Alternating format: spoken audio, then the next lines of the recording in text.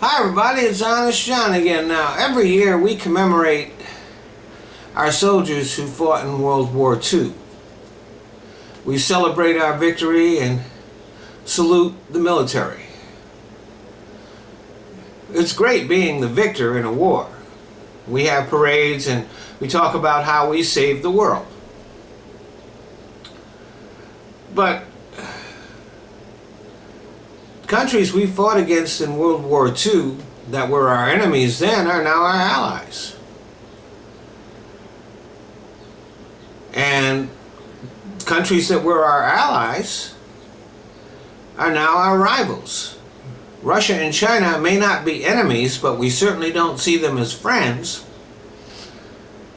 Germany and Italy are our allies now, and though I'm sure that they commemorate their war dead, it seems to me that they take a much more muted approach to World War II. The German people have been remorseful for that war, and the Nazi Party has been outlawed there.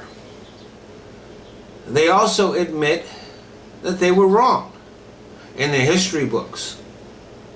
Japan, on the other hand, has glossed over World War II. They minimize it in their history books. They don't teach much about it in their schools.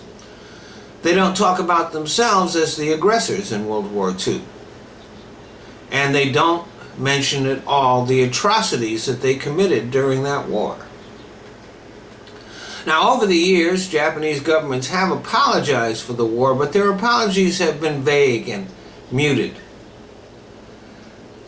The rest of Asia has never forgiven Japan for World War II. I've done some traveling in Asia, and one thing is clear. Whatever contention Asian countries have between each other, they are all united in their dislike of Japan. And now Japan's Prime Minister Shinzo Abe is an unabashed nationalist. He's not interested in apologizing for Japan's past and wants Japan to be a major player in Asia. He does not want to continue to depend on the USS for their protection. They want to revise the Constitution, which was forced on them by us, that kept their defense forces small and limited what they could do. He is rearming the Japanese defense forces and would like to expand their role. And his rhetoric toward China is more aggressive than previous Japanese leaders. This has strained relations not only with China but with Korea too. And though they technically are allies, and they both are allies of us, the USA is kind of caught in the middle of all this controversy.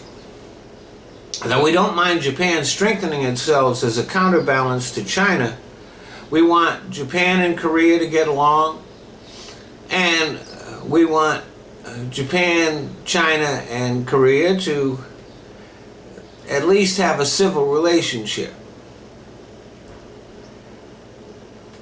It's going to be very interesting to see what goes on. There are disputes between Japan and China over a small group of islands that are kind of in neutral territory. The islands are pretty useless. They don't have much strategic value, although I guess if you put a military base there, you'd have an edge. But